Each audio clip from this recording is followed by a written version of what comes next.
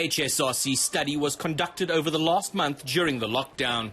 Its purpose is to understand people's behaviour under the strict regulations and to test whether government's efforts are paying off. The knowledge between staying 2 meters away from another person, wearing a mask correctly, staying away from people who are infected, not touching your nose, face or eyes, and washing your hands frequently for 20 seconds varies between 97% and 85%. So this knowledge is very high, which is suggestive that all the health education interventions that we've seen on the television by the President, by the Minister of Health and other important people has made some dent in knowledge. So we are here with a very high knowledge situation.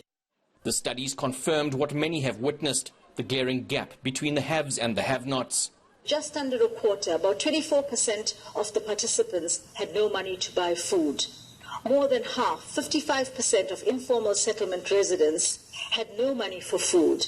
About 2/3 of the participants were from townships and they had no money to buy food.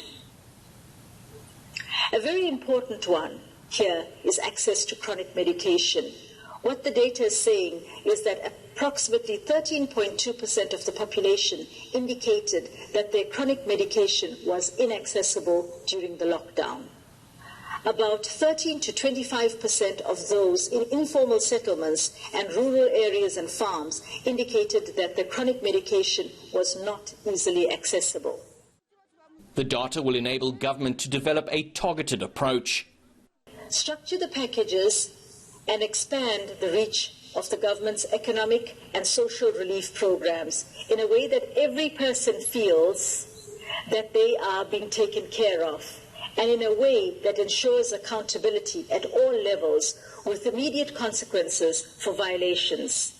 The health promotion strategy here is multiple.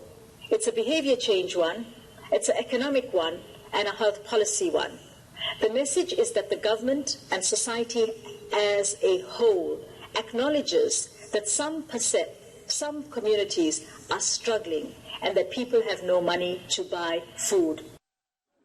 Scientia potentia est. Knowledge is power. Many aspects of the response to this global pandemic are based on unknowns.